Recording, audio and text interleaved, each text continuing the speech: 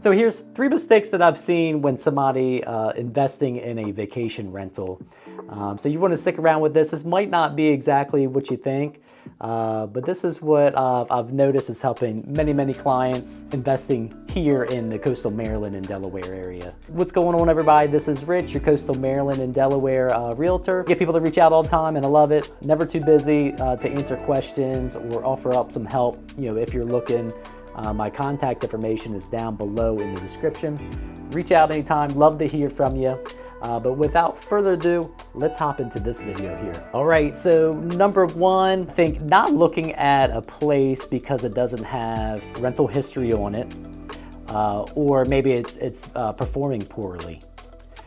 So I've seen this as a mistake just because you got to look at the whole story. You got to dig a little deeper into it. And I mean, you could have, let's just say, like a condo in Ocean City, Maryland.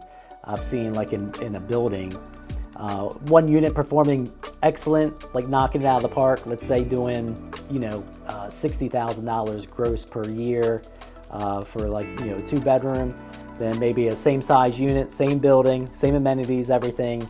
A floor down or next to it, same view, same everything, and it's only pulling in like $12,000 a year. So, and sometimes I've had clients look at the unit that's doing $12,000, and they're like, something's wrong with it, or it's just not doing that well. I'd rather pay $30,000 more for this one that's has established rental history, which I can see why.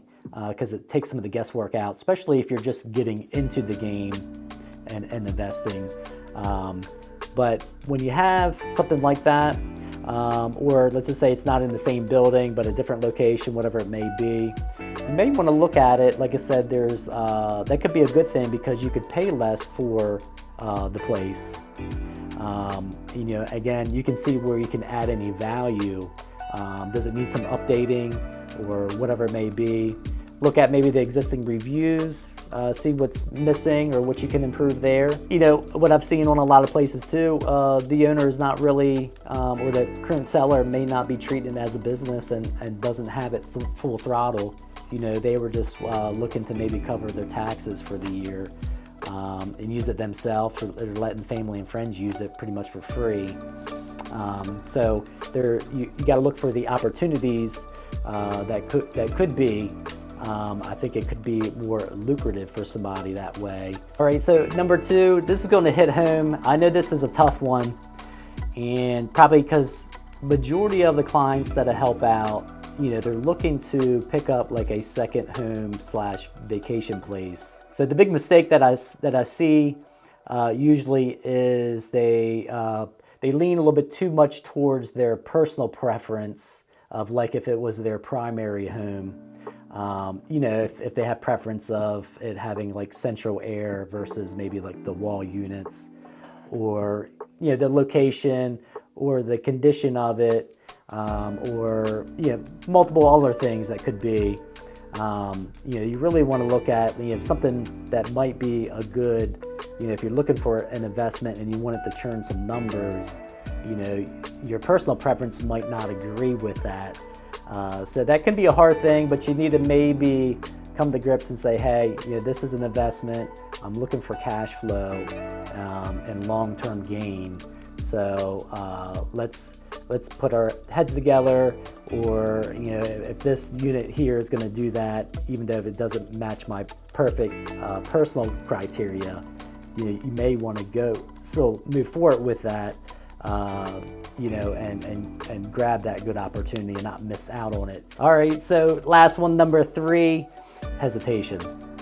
And this is more so, I say hesitation when you're prepared, when you already know your numbers, because you're pre-approved, you spoke with your lender, your closing costs or estimated closing costs, how much money out of pocket, your interest rate, and of course on units that you're looking at or homes, the comps, the sales, the recent sales, and the rental comps too. And of course, if it doesn't have any rental history, you might get with a property manager and about what that projection of rental numbers would be good scenario, worst case scenario, whatever it may be. So you know all that, you're prepared, and then you overthink it and you hesitate, and somebody else comes in and buys that unit. So that's the number 3 mistake is hesitation and overthinking when you're already prepared. But and it's okay if you're just getting into it, and right away, like you haven't spoken with your lender or looked at a lot of the comps or whatever it may be, and something that you might think comes on the market and it's gone pretty quickly. I mean, it's okay to miss out on those things just because you weren't prepared, and you didn't know everything. So it's good to make an educated decision. But again, what I've seen is just overthinking, hesitation can make you lose a good opportunity. That helps. Again, that's some of the things that I've seen is helping clients over the years. And if you fall in one of those categories, don't feel bad or anything like that, because you're not alone. I know it happens. And the other thing I'd like to just close it off with is, when you flip that around, if you're not necessarily looking for a strict investment, having it churn numbers, more so you want the place as like a lifestyle asset, I should say, because you're going to use it more.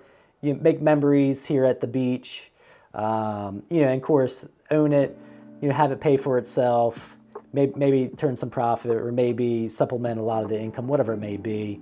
But you're going to have, enjoy those long-term gains of it. That's okay too.